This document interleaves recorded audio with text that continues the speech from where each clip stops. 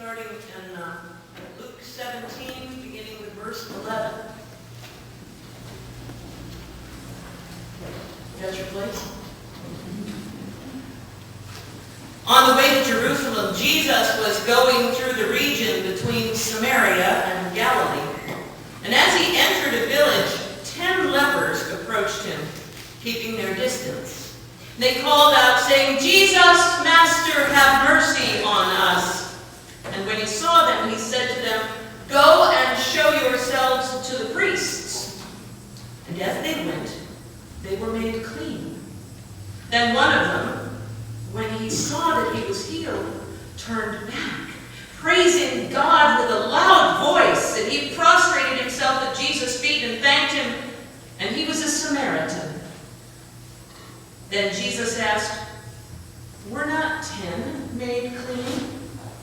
But the other 9, where are they? Was none of them found to return and give praise to God, except this foreigner?" And then he said to him, "Get up and go on your way. Your faith has made you well." Thus ends the reading of the word.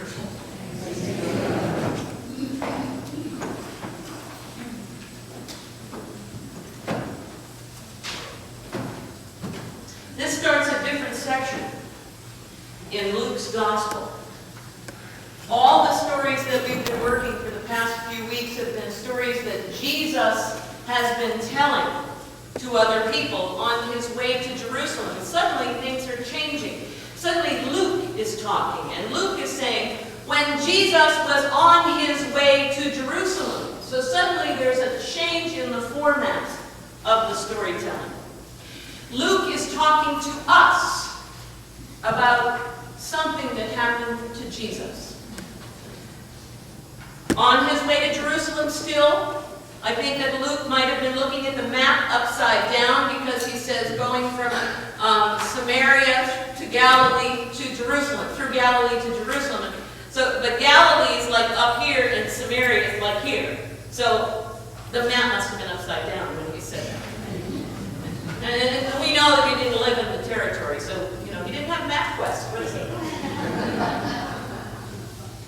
And MapQuest would have sent him the long way around there.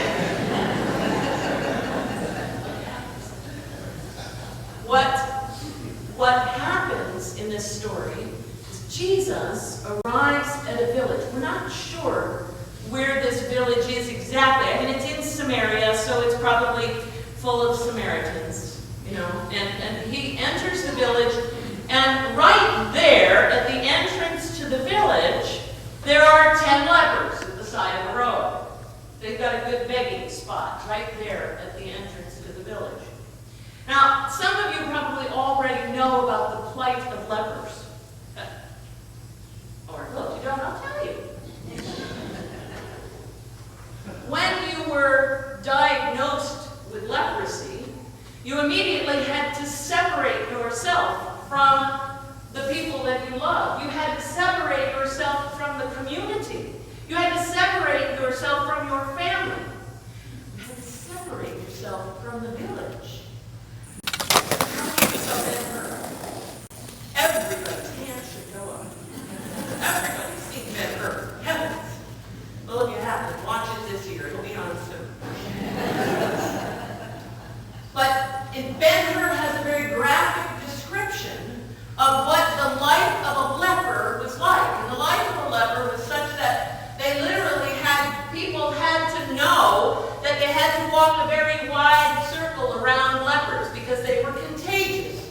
And you had to make sure that people knew you were a leper, and not by showing your, scars. You had to yell it.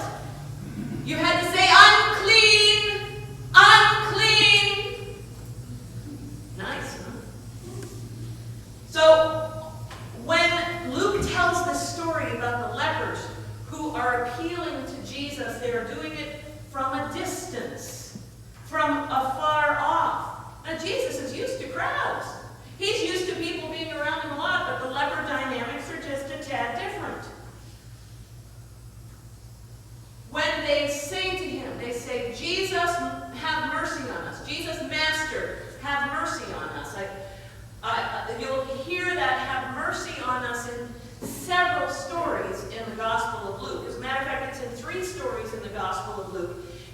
one story in the Gospel of Mark, and I think 4 places in the Gospel of Matthew of have mercy on us you won't find in John, apparently. In this Gospel of Luke, we already covered one story 2 weeks ago where the person in the story says, "Have mercy on me." Does anybody remember who that was? It's okay, you don't have to. It's not a test. It was Lazarus. Remember? I mean, not Lazarus. It was the rich man in the story of the rich man and Lazarus. Remember in Deep Purple when we did that story?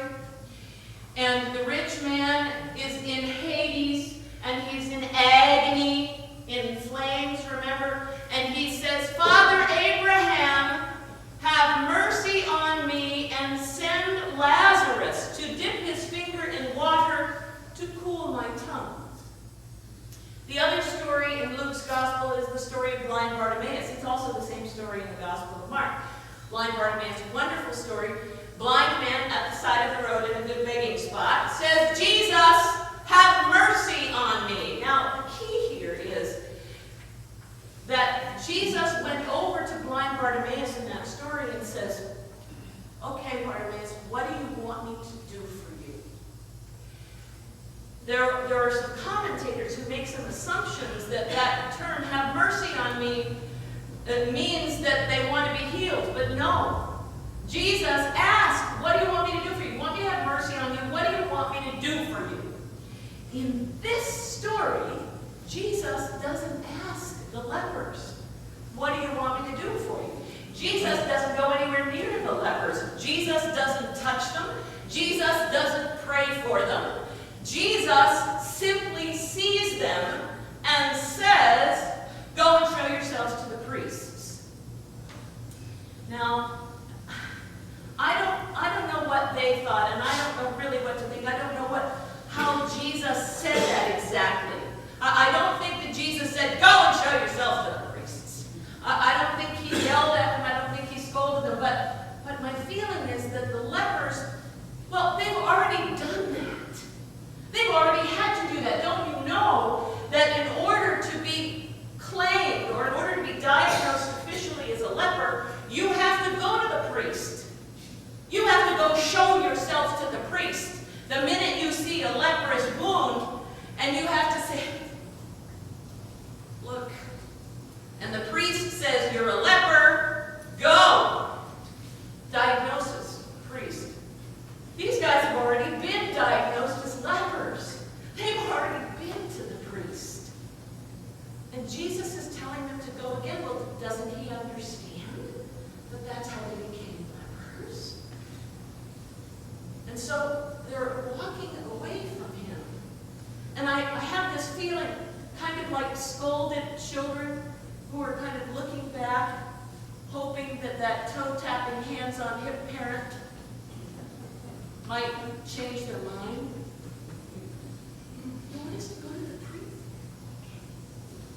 So, the 10 of them are on their way to go show themselves to the priests, and they know exactly what the priest is going to say. "You still have leprosy. Go back to the colony." But while they are going, these 10 lepers, all of whom have lived in the leper colony together, who have perhaps been from other strata in society. Perhaps these were people that were educated, maybe not educated. Perhaps they were rich people or poor people. Perhaps they were male or female. In the leper colony, there's no differentiation. You are all the same. You are all cut off and apart from the world.